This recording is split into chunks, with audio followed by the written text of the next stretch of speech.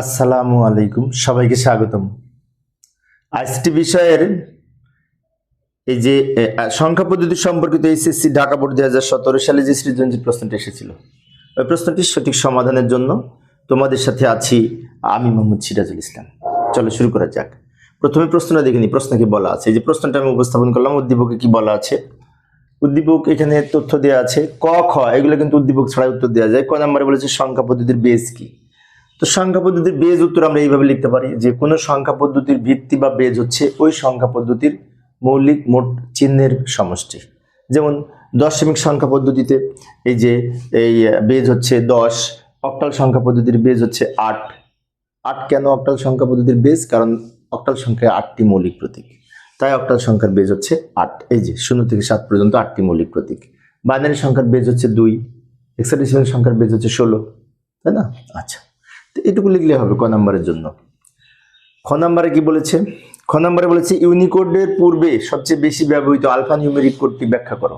তো ইউনিকোড ব্যবহারের পূর্বে সবচেয়ে বেশি ব্যবহার হতো আলফা নিউমেরিক কোড, সেটি হচ্ছে ASCII code, American standard code for information interchange. তো অ্যাস্কি কোডের ব্যাখ্যা দিতে হবে। উত্তরটা আমরা এইভাবে লিখতে পারি, আমি একটু দ্রুত দেখাচ্ছি সময় সেভ করার জন্য। ইউনিকোডের পূর্বে বহুল ব্যবহৃত আলফা নিউমেরিক কোডটি হচ্ছে অ্যাস্কি কোড, এবং অ্যাস্কি এর পূর্ণরূপ হচ্ছে American standard code for information interchange. এরপর আমরা আরো লিখতে পারি অ্যাস্কি কোড একটি বহুল প্রচলিত আলফা নিউমেরিক কোড, এবং অ্যাস্কি 7 আর অ্যাস্কি 8।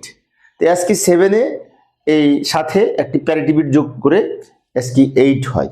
অ্যাস্কি 7-এর প্রথমে একটি 0 অর্থাৎ প্যারিটি বিট 0 যোগ করে অ্যাস্কি 8 কোড হয়। সেজন্য অ্যাস্কি 7 হচ্ছে 7 বিটের কোড আর অ্যাস্কি 8 হচ্ছে 8 বিটের কোড। তো অ্যাস্কি 7 ব্যবহার করে 2^7 সমান 128টি প্রতীক লেখা যায়, ব্যবহার করা যায়। আর অ্যাস্কি 8 ব্যবহার করে 2^8 সমান 256টি প্রতীক প্রকাশ করা যায়। তো আরো লিখতে পারি 2 মার্কসের জন্য, ঠিক আছে, যে অ্যাস্কি 8-এ যে এই একটি প্যারিটি বিট, 3টি জোন বিট, 4টি নাম্বার বিট, মোট 8 বিট নিয়ে অ্যাস্কি 8 গঠিত। আর অ্যাস্কি 7-এ এই প্যারিটি বিটটা বাদ দিয়ে 3টা জোন বিট, 4টা সংখ্যা বিট। আচ্ছা, এবার এই অ্যাস্কি কোডে যেমন মনে করো এ এর অ্যাস্কি কোড হচ্ছে এই সংখ্যাটি 65 এর বাইনারি মান, 65 এর বাইনারি মান, সেটা হচ্ছে এ এর অ্যাস্কি কোড। আবার উদ্দীপকে ফিরে এলাম। গ নম্বরে বলেছে উদ্দীপকে ছাত্রের বর্তমান শ্রেণীর রোল বাইনারিতে প্রকাশ করো। এবার উদ্দীপক পড়বো। এই যে ছাত্র উত্তর দিল আমার রোল নাম্বার হচ্ছে 31, 10 দশমিক সংখ্যা, 31 দশমিক সংখ্যা। এই সংখ্যাটিকে বাইনারি করতে হবে। খুব সহজ প্রশ্ন। দশমিক থেকে বাইনারি করার জন্য আমরা কি করব? এই সংখ্যাটিকে বারবার 2 দিয়ে ভাগ করে ভাগফল এবং ভাগশেষ আলাদা করে নির্ণয় করব।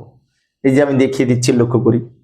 প্রথমে এই যে একটা লাইন লিখে নিব, উদ্দীপকে বর্ণিত ছাত্রের বর্তমান শ্রেণীর রোল হচ্ছে 31, যার বাইনারিতে প্রকাশ করা হলো।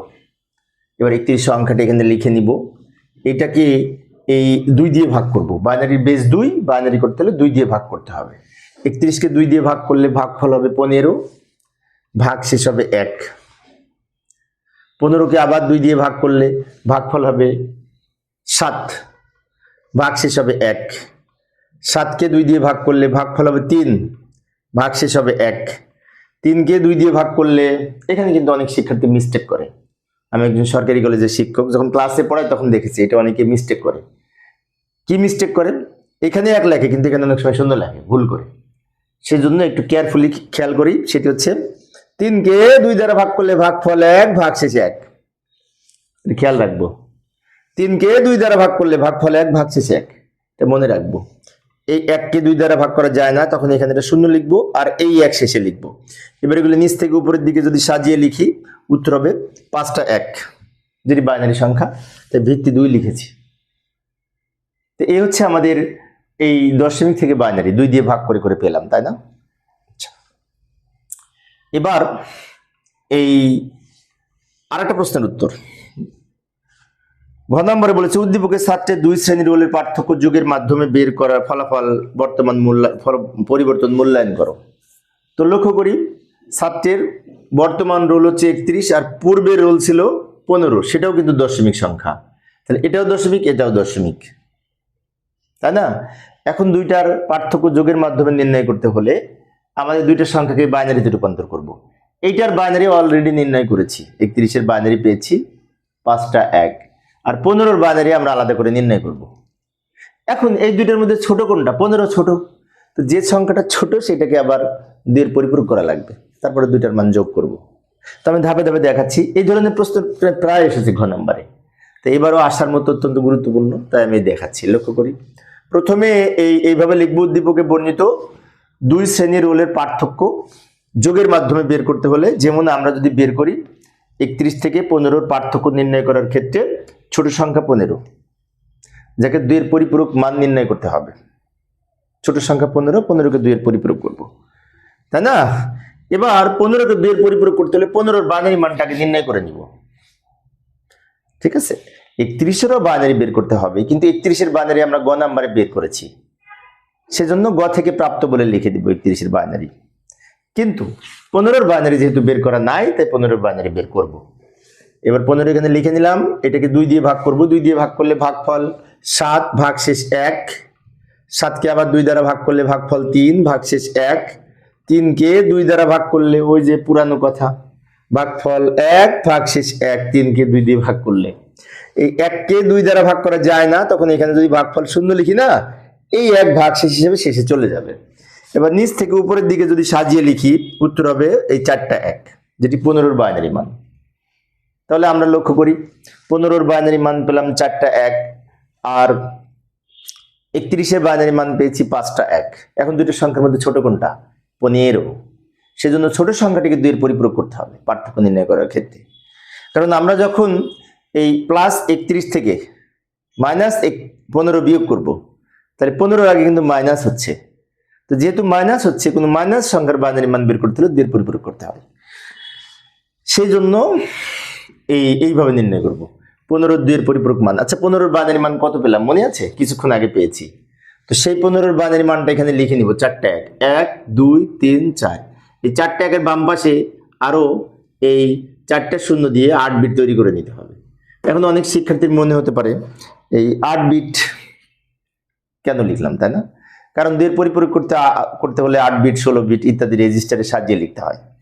এবার এই যে 8 বিট রেজিস্টারে সাজিয়ে লিখেছি, এটা হচ্ছে 15-র বাইনারি মানকে 8 বিটে সাজিয়ে লেখা, 15 বা এর প্রকৃত মান বলে। এবং এই প্রকৃত মানের সর্ববামের এই বিটটি হচ্ছে চিহ্ন বিট বা সাইন বিট। সাইন বিট 0 হলে সংখ্যাটি প্লাস হয়, সাইন বিট যেহেতু 0 তাই এটি প্লাস 15 বলতে পারি।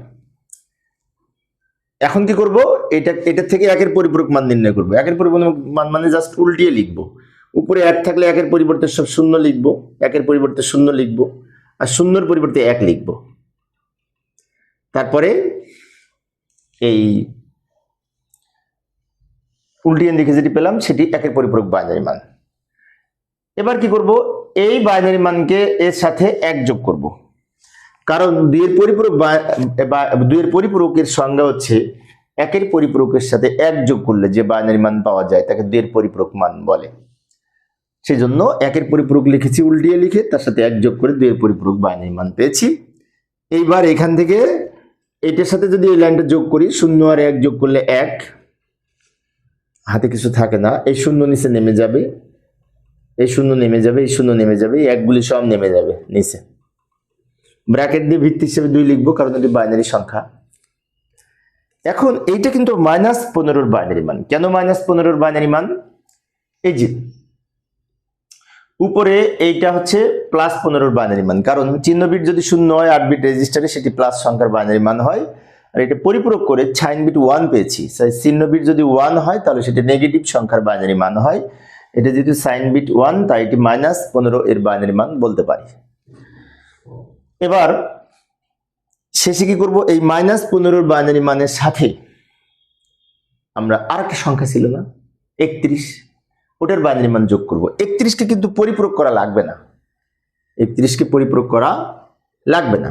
তো 31-এর বাইনারি মানটাকে লিখে নিব, গ থেকে প্রাপ্ত 31-এর বাইনারি মান যেখানে লিখে নিলাম, গ থেকে প্রাপ্ত লিখে দিয়েছি। আর -15-র বাইনারি মান কিছুক্ষণ আগে পেলাম, ওইটা লিখব। এবার এই দুটো যোগ করব, এইটা পার্থক্য নির্ণয় করব, কিন্তু এদিকে যোগ করব, তাই যোগের মাধ্যমে পার্থক্য হবে। 1 আর 1 বাইনারিতে 10, অথবা 1 আর 1 2, 2 2 2 যদি হয় 2 শূন্য বসে হাতে থাকে 1, বাইনারি বেজ যেহেতু 2। আবার অন্যভাবে বুঝতে পারি 1 আর 1 10, 10-এর শূন্য হাতে থাকে 1। 1 আর 1 10, বাইনারিতে 10-এর শূন্য হাতে থাকে 1। 1 আর 1 10 বললে বুঝতে সহজ হয়, সেজন্য হাতের 1 আর 1 যোগ করলে আবার 10, 10-এর শূন্য হাতে থাকে 1। হাতের 1 আর 1 যোগ করলে 10, 10-এর শূন্য হাতে থাকে 1। হাতের 1 আর 1 যোগ করলে 10, 10-এর শূন্য হাতে থাকে 1। হাতের 1 আর 2 3টা 3টা 1 যোগ করে 3, 3-এর বাইনারি 11। তাই আমরা বলতেই পারি যে হাতের 1 আর 2 3টা 1 যোগ করে 11-এর 1 হাতে থাকে 1। হাতের 1 আর 1 যোগ করলে আবার 10-এর শূন্য হাতে থাকে 1 আর 1 যোগ করলে 10-এর শূন্য হাতে থাকে 1 আর 1 যোগ করলে 10-এর শূন্য হাতে থাকে 1, বাম দিকে লিখে দিব। এবং এই যে বাইনারি মানটা পেলাম, এটা কিন্তু 16-র বাইনারি মান। কিভাবে 16 পেলাম? এটা থেকে এটা বিয়োগ করে 16 হয়েছে। 16-র বাইনারি মান এটার সাথে মিলে যাবে। ওইদিকে করতেছি যোগ, কিন্তু এদিকে করতেছি বিয়োগ, সেজন্য বলা হয় যোগের মাধ্যমে পার্থক্য বা যোগের মাধ্যমে বিয়োগফল নির্ণয়, যেটি দুইয়ের পরিপূরক পদ্ধতিতে করা সম্ভব। এখন লাস্টে আর একটু কথা বলি, সেটা হচ্ছে আমরা এই যে বাইনারি মানটা পেলাম, এখানে কিন্তু 9টা বিট হয়েছে। আমরা একটু কাউন্ট করি, 2 4 6 8 9 বিট। তো 8 বিট রেজিস্টারের অঙ্ক করে 9 বিট পেলে বাম দিকের এই বিটটা কিন্তু 8 বিটের বাইরে, যাকে ওভারফ্লো বা ক্যারি বিট বলে। তো নিয়ম অনুযায়ী ক্যারি বিট লেখা হয় না, ক্যারি বিট ধরা হয় না, তাই আমরা এখানে লিখে দিতে পারি ক্যারি বিট বিবেচনা করা হয় না, তাই বাদ যাবে। কথাটা লিখে দিব। তাহলে ওইটা যদি বাদ যায়, এখান থেকে এইটুকু উত্তর হবে। এইটুকু উত্তর হলে বামের 3টে শূন্যের দাম নেই, এইটা উত্তর, এবং এটার সাথে এটা মিলে যাবে। তাই আবার লিখে দিব যে এইভাবে একটু কথা লিখে দেবো লাস্টে, যোগফলের চিহ্ন বিট 0। এই যে এইটা চিহ্ন বিট, এইটা হচ্ছে ক্যারি বিট, বাদ যাবে। আর এটা সাইন বিট, সাইন বিট যেহেতু 0, কাজেই এটি ধনাত্মক 16 বলতে পারি, মানে +16 বলতে পারি, +16-র বাইনারি মান। তো প্রিয় শিক্ষার্থী বন্ধুরা, এই ছিল আজকের আলোচনা। তা আমি অবশ্য সকল বোর্ডের সমাধান, 2019 সালের প্রশ্নের সমাধান, তারপরে 24 সালের প্রশ্নের সমাধান, 25 সালের প্রশ্নের সমাধান, টেস্ট পেপারের প্রশ্নের সমাধান এই চ্যানেলে সব দেয়া আছে সুন্দর করে।